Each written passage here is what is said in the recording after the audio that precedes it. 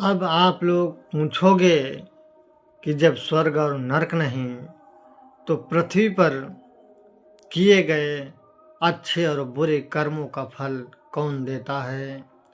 तो हमारा अपना विचार है कि प्रकृति ही परमात्मा है। प्रकृति ही तुम्हारे अच्छे और बुरे कर्मों का परिणाम देती है। जिसे हम परमात्मा राम कहते हैं, तुम मत समझ लेना कि राम राजा दशरथ के बेटे का नाम है।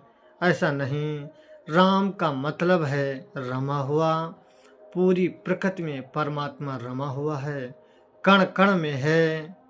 अब आप लोगों को सोचना होगा, दुकानदार कभी कभी बहुत महंगे रेट में गलत सामान बेच देते हैं, वो कस्टमर दुखी होता है, वो भी एक प्रकार का पाप है।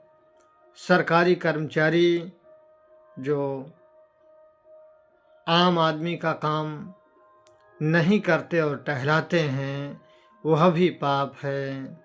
किसान हल जोत कर खेत में फसल उगाता है, उसके हल चलाने में भी तमाम कीड़े मकोड़े मरते हैं, उसका भी पाप है, वह भी पापी हुआ। जो संत महात्मा हैं, ये हर कदम पर चलते हैं तो सूक्ष्म जीव इनके हर कदम पर मर जाते हैं। जो इनकी आँखों से नहीं दिखते, वह भी पाप हुआ।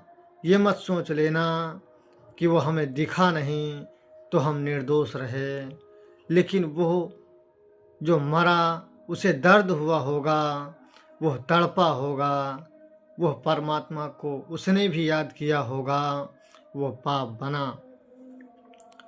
इस प्रकार सभी पापों का परिणाम प्रकृति हमें जैसा उचित लगता है वैसा देता है।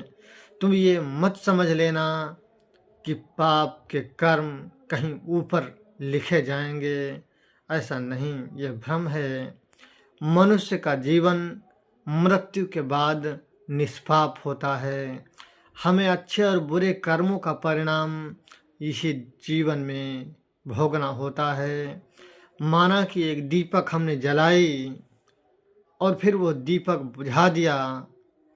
अब जब जली तब तो उसने प्रकाश दिया, जब बुझा दिया तब वो ज्योति कहाँ गई? आप बताओ। यदि नहीं बता सकते तो फिर मनुष्य जीवन की यही स्थिति है। वह भी निर्दोष है, वो एक ज्योति है जो निकल गई, एक ऊर्जा है जो शरीर से कहीं दूर चली गई, प्रकृति में समा गई, कहीं प्रकृति से बाहर चली नहीं गई। यदि उस दीपक की ज्योति प्रकृति के बाहर चली जाती तो फिर दोबारा जलाने से न जलती।